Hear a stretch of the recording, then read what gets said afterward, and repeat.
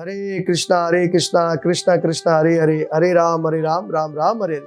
आप प्यारे मित्रों नमस्ते। मैं पंडित मुकेश कुमार मुक्ता कृष्ण महाराज ज्ञान वर्षा यूट्यूब के माध्यम से आपके सामने दोबारा हाजिर हो गया हूँ और एकादशी की कथा लेकर। हर महीने हम 2 एकादशी करते हैं और अगस्त की जो एकादशी है उसकी कथा हम आपके सामने रख रहे हैं।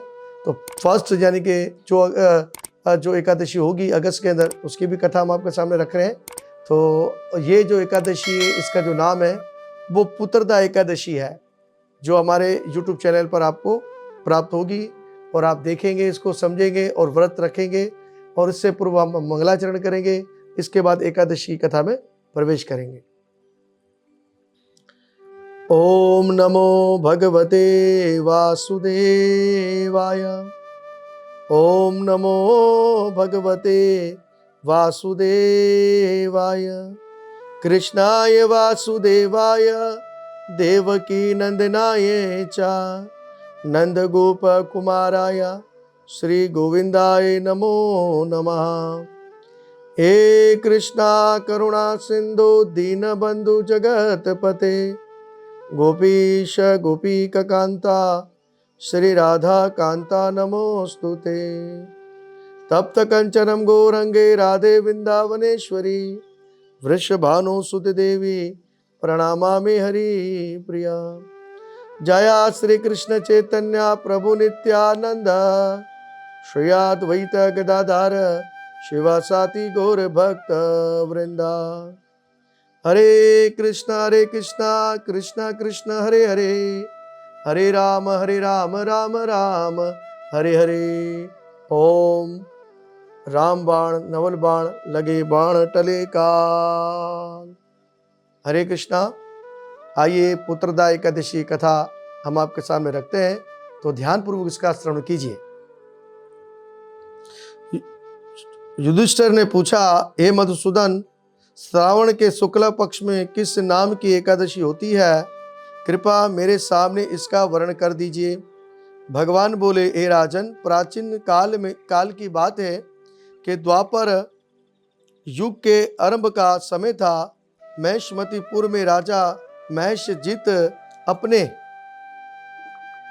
राज्य का पालन करता था, किंतु इन्हें कोई पुत्र ना था, इसलिए वे राजा उन्हें सुखदायक नहीं लगता था। इसी प्रकार से राजा को जो राज्य था वो सुखदायक नहीं लगता था, क्योंकि उसके कोई पुत्र ना था। तो इसी कामना के लिए वो बेचैन रहता था, फिक्रमंद रहता था।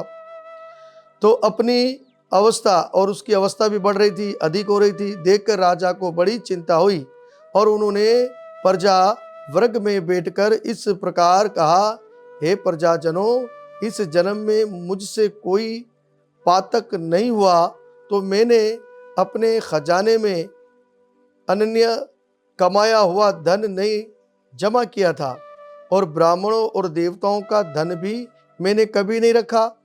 तो प्रजा का पुत्र व्रत पालन किया, धर्म से पृथ्वी पर अधिकार जमाया तथा दुष्टों को मैंने दंड भी दिया और विशिष्ट पुष्पों का सदा में सम्मान किया और किसी के साथ द्वेष का पात्र मैं नहीं हूं और ना ही मुझे समझा जाए।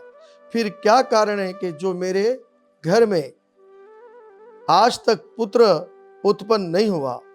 आप लोग इसका विचार कर दीजिए।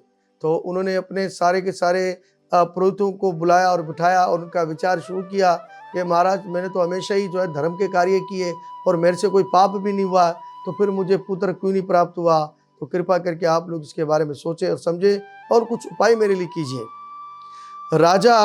राजा के ये वचन सुनकर प्रजा और पुरोहितों के साथ ब्राह्मण ने उनके हित का विचार करके गहन वन में प्रवेश किया।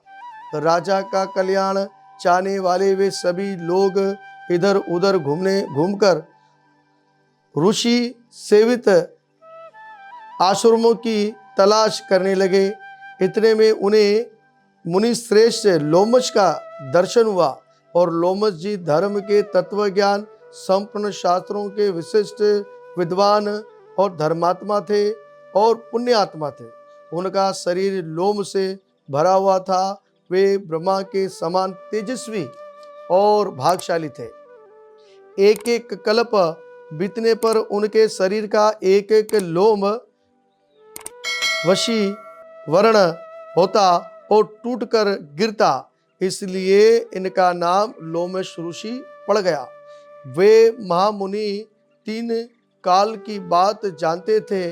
इन्हें देखकर सब लोगों को बड़ा हर्ष हुआ और उन्हें निकट आया देखकर लोमश जी ने पूछा, तुम सब लोग किस लिए यहाँ पधारे हो?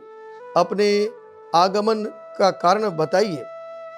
तुम लोगों के लिए जो हित कार्य होगा मैं अवश्य ही करूंगा। ये ऋषि लोग होते हैं कि ऋषि लोग हमेशा दूसरों का कल्याण चाहते हैं।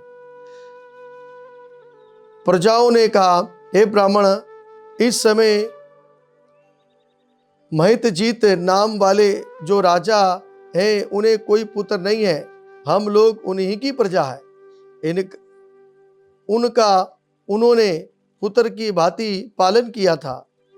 उन्हें पुत्रहीन देख उनके दुख से दुखित हो हम तपस्या करने का दृढ़ निश्चय करने यहाँ आए हैं।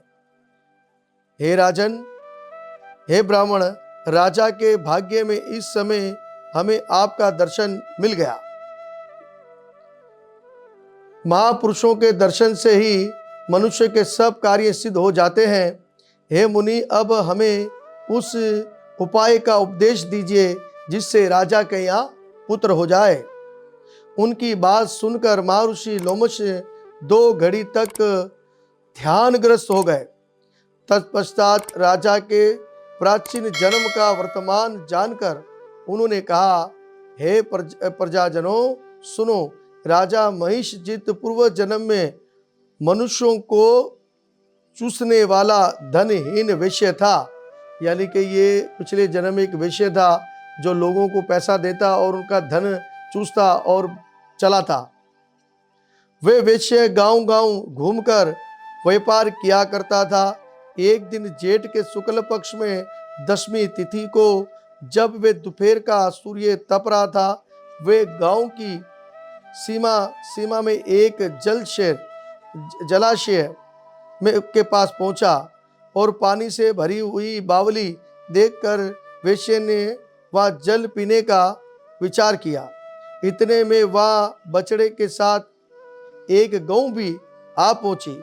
वे प्यास से व्याकुल और ताप से पीड़ित थी, अतः बाल और जल पीने लगी और वो अपने बच्चे के साथ वो गाय जो थी उस बावली के पास गई और उस जलाशय में जल पीने लगी।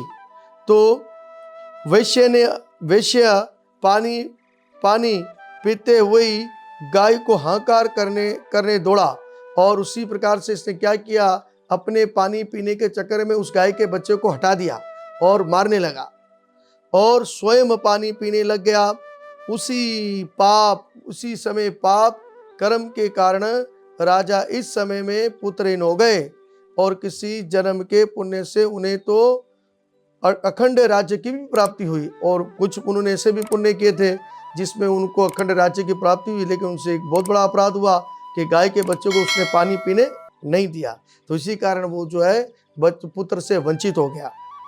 हे प्रजाजनों ने कहा, हे मुनि, पुराणों में सुना जाता है कि प्रायश्चित रूप पुण्य से पाप नष्ट हो जाते हैं, अतः पुण्य का उपदेश कीजिए जिससे उस पाप का नाश हो सके।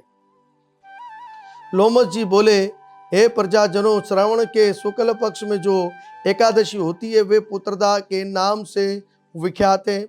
वे मनवांछित फल देने वाली, प्रदान करने वाली एकादशी है। तुम लोग उसी का व्रत कर लो। यह सुनकर प्रजाजनों ने मुनि को नमस्कार किया और नगर में आकर विधि पूर्वक पुत्रदा एकादशी का व्रत का अनुष्ठान और नियम के मुताबिक पालन किया। उन्होंने विधि पूर्वक जागरण भी किया और इसका निर्मल पुण्य राजा को दे दिया। इसके बाद रानी ने गर्भ को धारण किया और उस समय व्यतीत होने पर बलवान और पुत्र की प्राप्ति हो गई। और भगवान की कृपा ऐसी हो गई कि उस राजा की स्त्री गर्भवती हो गई और कुछ समय बाद उसके गर्भ से एक सुशील और विद्वान उसको राजा को पुत्र की प्राप्ति हो गई और उनकी मनोकामना पूर्ण हो गई। तो इसी प्रकार से इसका महत्व सुनकर मनुष्य पाप से मुक्त हो जाते हैं तथा अगर किसी को भी कोई पुत्रहीन की पुत्र ना हो तो उस एकादशी का पालन करे तो वो भगवान की कृपा से जरूर पूर्ण होता है। और जो मनुष्य इस एकादशी को सुनता है और समझता है, इसका प्रचार करता है, पालन करता है नियमों का, वो स्वर्ग लोक में भी जाएगा। तो उसी प्रकार से उसकी गति होती है। और यहाँ पर ये एकादशी कथा समाप्त हुई। हरे कृष्णा कृष्णा कृष्णा हरे हरे, राम राम राम हरे। हम दूसरी एकादशी की कथा के सामने जो आपके पास प्रवेश हो जाएंगे और आप उसको जरूर देखिएगा। जय श्री राम।